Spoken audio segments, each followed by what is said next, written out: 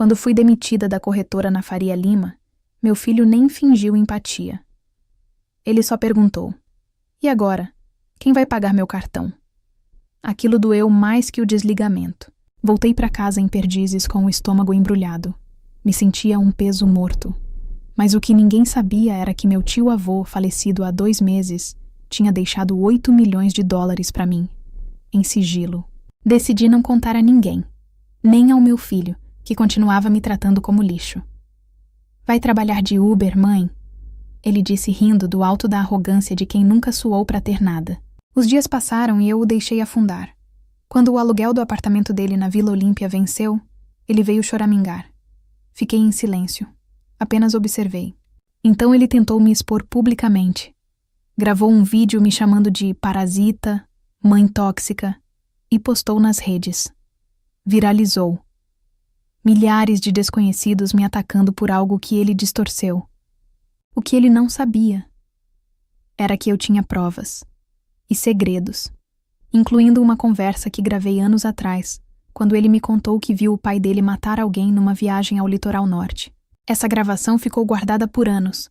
Eu nunca imaginei que fosse usar, mas naquela noite, ao ver meu nome nos Trending Topics como a pior mãe do Brasil, decidi agir.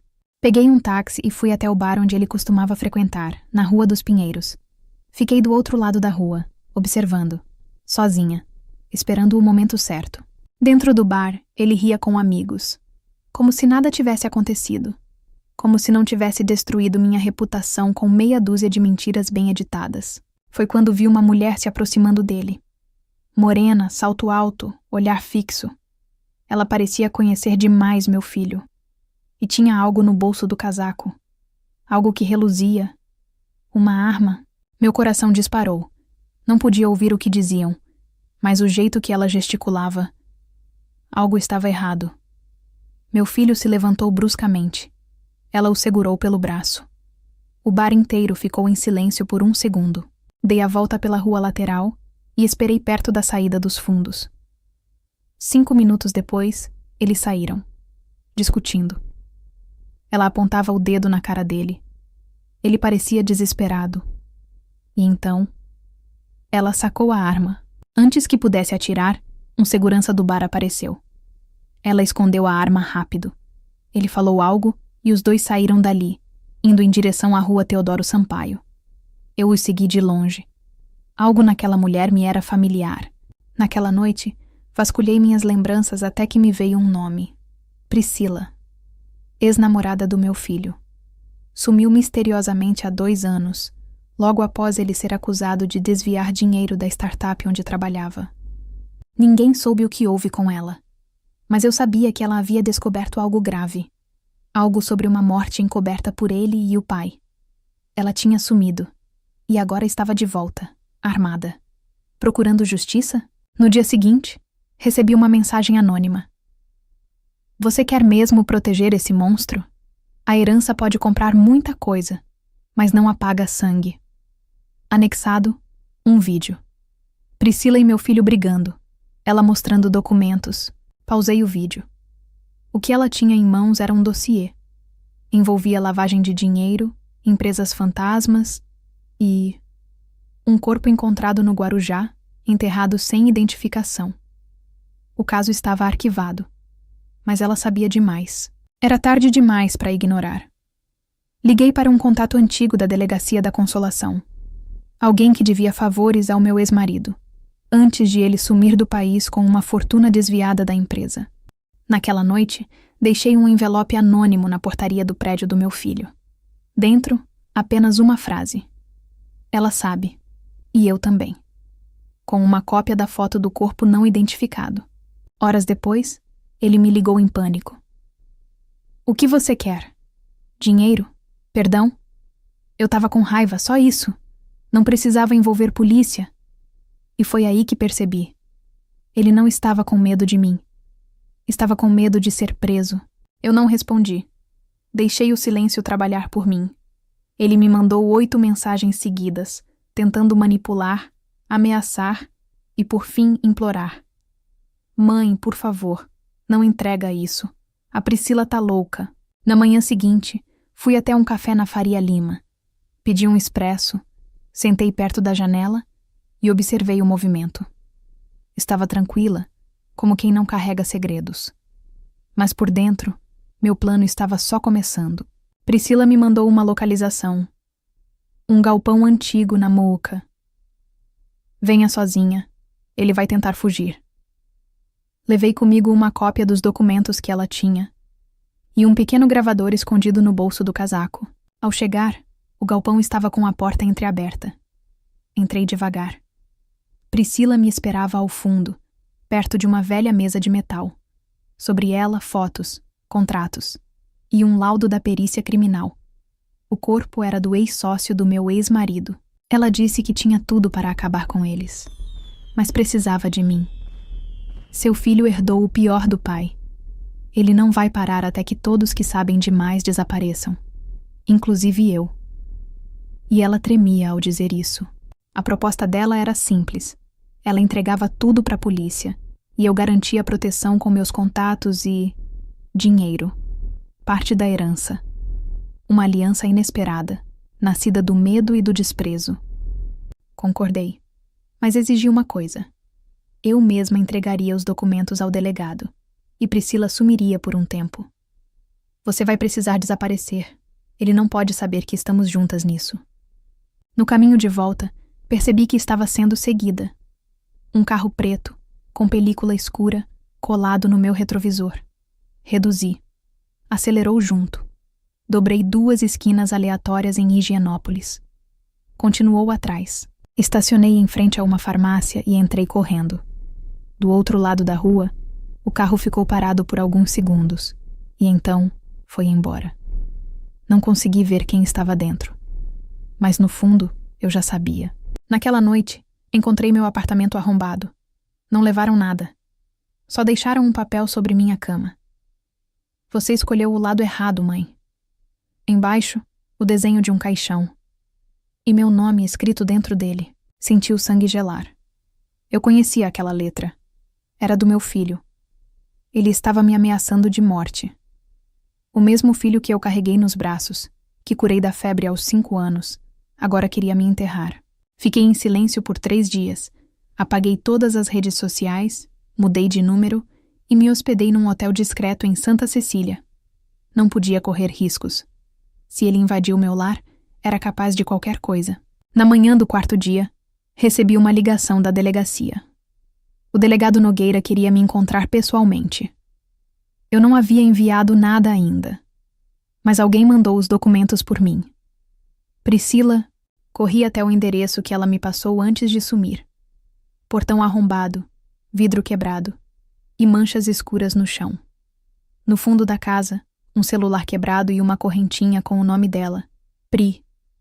Entreguei tudo à polícia, com provas, fotos e a gravação da nossa conversa. Mas era tarde. Priscila estava desaparecida e meu filho estava mais perigoso do que nunca. Ele agora tinha perdido o controle. Uma semana depois, o corpo de uma mulher foi encontrado num terreno baldio em Osasco. O rosto desfigurado, mas com a mesma correntinha. Confirmaram que era Priscila e que ela foi morta por asfixia. Me tranquei no hotel. Passei dias sem comer. Só conseguia pensar que meu filho, o menino que eu embalei em noites de febre, tinha virado um assassino. E eu deixei isso acontecer debaixo do meu teto. Mas ele não parou. Criou um perfil falso e espalhou mensagens dizendo que eu era cúmplice da morte de Priscila, que a herança era fruto de um golpe, que eu devia ser presa. A internet acreditou. Perdi minha paz, meu nome, minha identidade. Fui reconhecida na rua e chamada de bruxa. Um jovem me jogou uma lata de refrigerante no metrô da Paulista. "Assassina rica", ele gritou. Foi nesse dia que decidi morrer. Não fisicamente, mas emocionalmente. Enterrei a mãe que amava incondicionalmente e dei à luz uma mulher fria, calejada, que agora só tem uma missão: destruir o próprio filho. Fui até um advogado velho conhecido do meu tio no centro da cidade. Entreguei um envelope lacrado. Só abra se algo acontecer comigo. Dentro, provas, nomes, rotas de fuga. Era meu plano de guerra, Sabia que não podia contar só com a polícia. A essa altura, meu filho tinha contatos, dinheiro sujo, influência. Se eu quisesse justiça, teria que usar as mesmas armas que ele: estratégia, frieza e silêncio. Voltei ao apartamento só uma vez, de madrugada. Peguei um HD escondido na parede falsa do closet. Lá estavam vídeos, conversas e um backup do computador do pai dele, incluindo uma planilha com nomes de políticos. Um dos nomes me gelou o sangue. Delegado Nogueira, o mesmo que me pediu os documentos. Estava envolvido até o pescoço em esquemas com empresas fantasmas.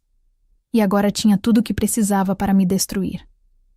Fui até o antigo prédio do meu ex-marido, na Liberdade. O zelador ainda lembrava de mim. Disse que, semanas antes, 2 homens fizeram perguntas sobre mim e Priscila. Um deles carregava uma maleta preta.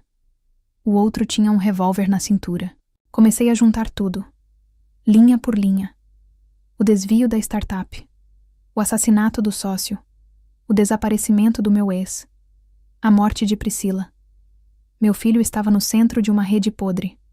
E agora eu seria o alvo final. Acordei com batidas violentas na porta do hotel. 3 da manhã.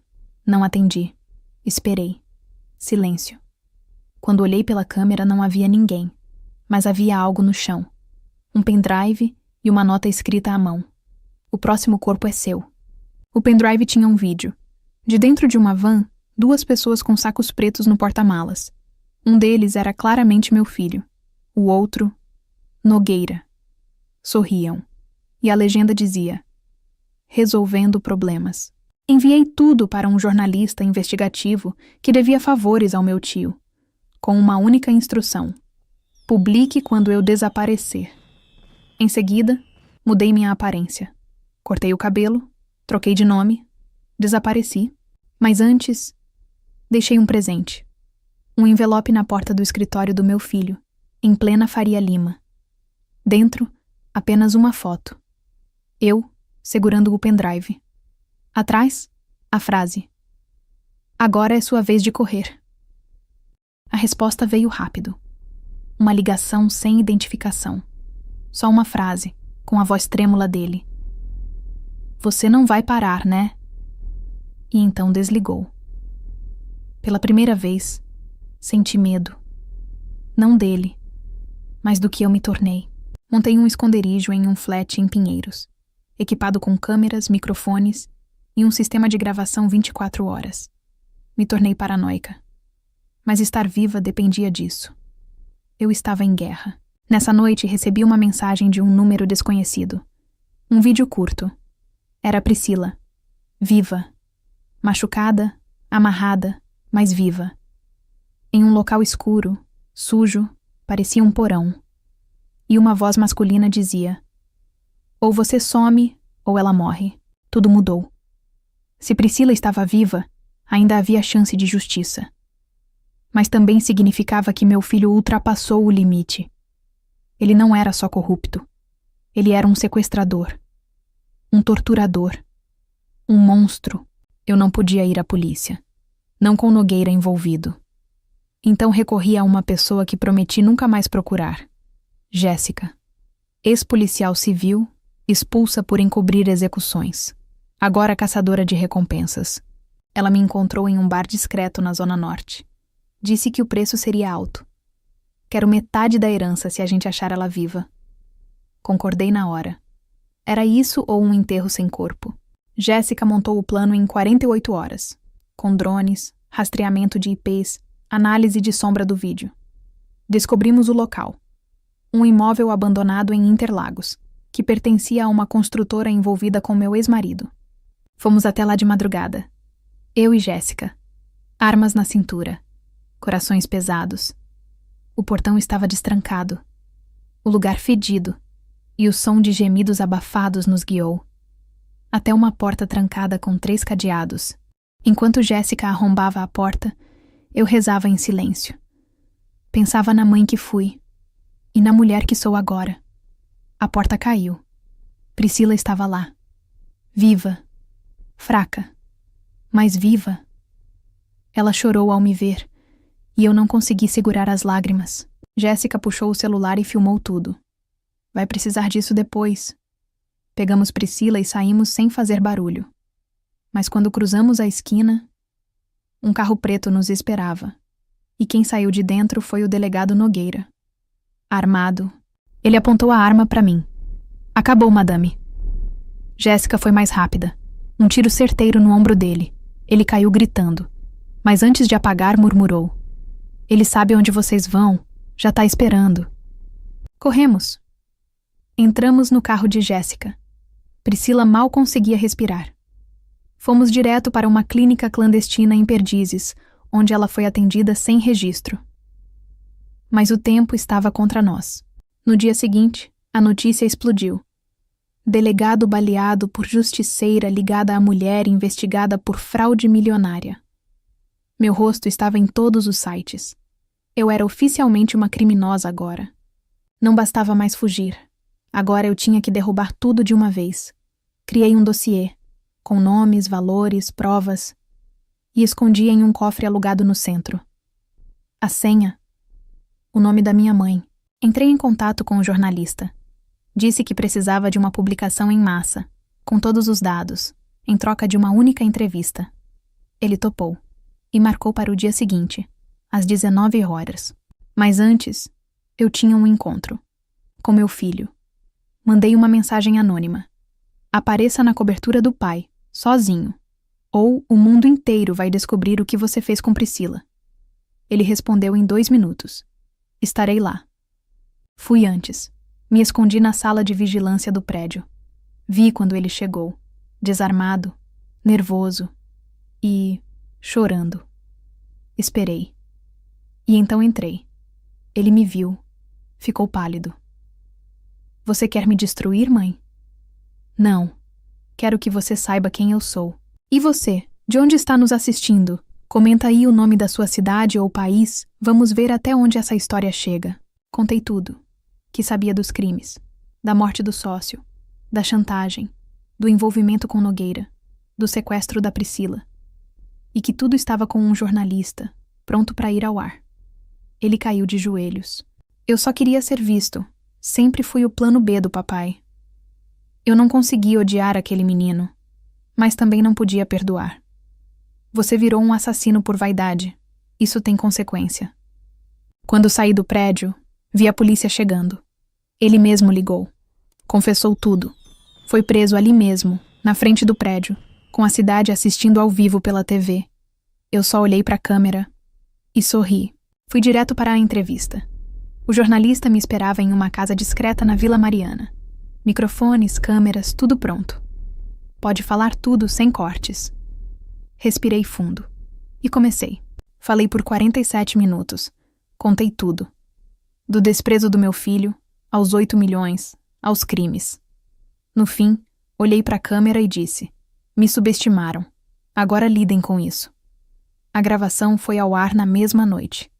A repercussão foi imediata. Manchetes em todo lugar. A hashtag #MaisJustica liderou o Twitter por 3 dias. Alguns me chamavam de criminosa, outros de heroína, mas ninguém conseguia ignorar. Com Priscila em recuperação, alugamos um sobrado pequeno no Butantã. Começamos uma rotina simples. Café na varanda, caminhadas curtas, silêncio entre nós. Mas havia paz naquele silêncio. Até que, 1 mês depois, recebi uma carta, escrita à mão, sem remetente. Você mexeu no que devia ter deixado quieto. Isso não acabou. Dentro, um cordão. Era o mesmo que o pai do meu filho usava. Liguei para Jéssica. Mostrei tudo. Ela analisou o papel, a caligrafia, o conteúdo. Isso não é ameaça comum. Isso vem de gente graúda. O pai dele... Você tem certeza que ele morreu naquele acidente? Voltei aos documentos antigos. As fotos da perícia. Algo não batia. A arcada dentária não correspondia. O corpo nunca foi identificado oficialmente. Acharam que era ele por causa dos documentos no carro. Se ele estava vivo, onde estava? E por que teria sumido? E pior, se ele estava atrás de mim agora, o que exatamente eu tinha desenterrado? Aquilo não era só sobre corrupção. Era muito maior. Aquela noite, Acordei com barulho na porta dos fundos. Peguei a arma. Quando abri devagar, nada. Apenas uma flor. Uma orquídea branca. A mesma que ele colocava no meu travesseiro nos tempos bons. Olhei para a rua. Uma silhueta desapareceu no escuro. Meu coração gelou. Ele estava vivo. E se ele sobreviveu? O que mais do passado ainda estava por vir? No dia seguinte, fui até o antigo sítio da família em Atibaia, abandonado há anos. Se ele queria me mandar uma mensagem, talvez tivesse deixado mais rastros lá. Entrei com cuidado. Poeira, silêncio e cheiro de cigarro recente. No antigo escritório, encontrei um bilhete sob o teclado. Você se aproximou demais. Volte agora ou enterre mais um corpo. Junto dele, uma foto minha e de Priscila, tirada do lado de fora do nosso novo endereço. Voltei a São Paulo em choque. Liguei para Jéssica, mas ela não atendeu. Quando cheguei em casa, Priscila não estava. O celular dela no sofá e a janela dos fundos aberta. Um pânico gelado me paralisou. Liguei para todas as clínicas, delegacias, amigos, nada. Sem vestígios. Era como se ela tivesse evaporado. Até que uma notificação apareceu no meu celular. Um vídeo. Priscila em um galpão, chorando. E alguém por trás da câmera. Quer jogar? Vamos jogar. Liguei o modo sobrevivência. Contatei Jéssica por um canal seguro. Ela apareceu em 2 horas. Eu já sabia que ele podia estar vivo. Nunca acreditei naquele acidente. Me mostrou uma foto antiga. Ele ao lado de Nogueira e outros 2 homens. Um deles, general reformado. A rede era muito maior. Eles usavam o nome do meu ex-marido para lavar dinheiro com imóveis, empresas fantasmas e até tráfico de armas. E agora, com meu filho preso, eu era a peça que restava para ser eliminada. Mas eu tinha algo que eles não. O dossiê e uma última carta na manga. Um diário que encontrei escondido na casa de Atibaia, do meu ex, onde ele relatava tudo. Cada nome, cada morte encomendada, cada golpe.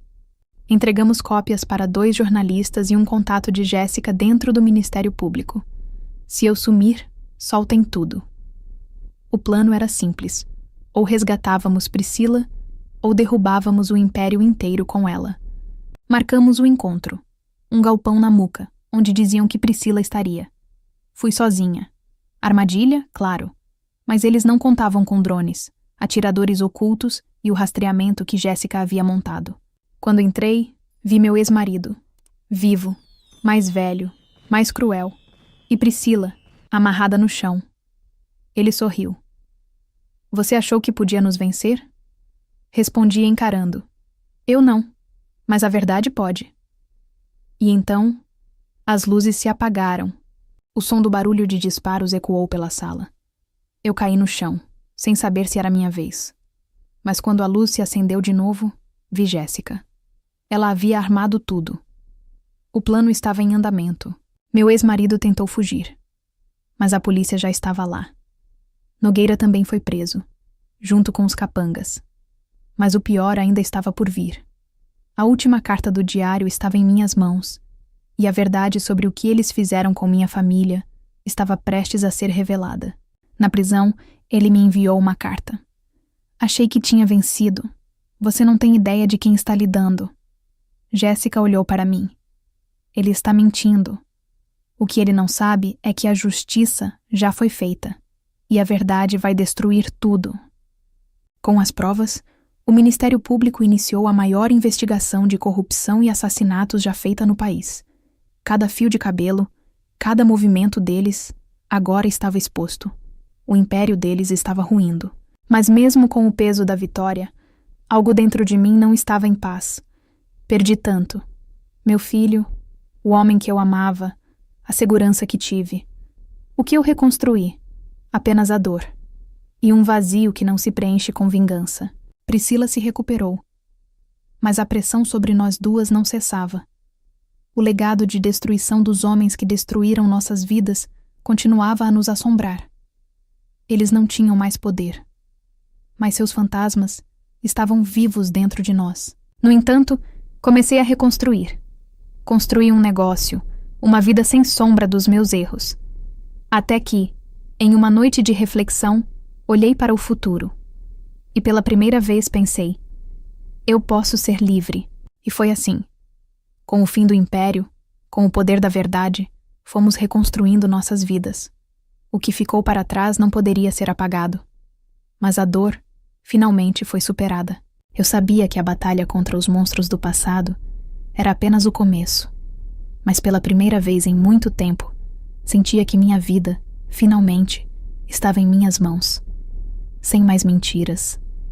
Sem mais jogos. E foi ali, olhando para a linha do horizonte, que percebi. Eu havia vencido. Não por vingança, mas por resiliência. Por me manter firme quando tudo estava contra mim. Eu era mais forte agora. E nada, nem ninguém, poderia me derrubar novamente.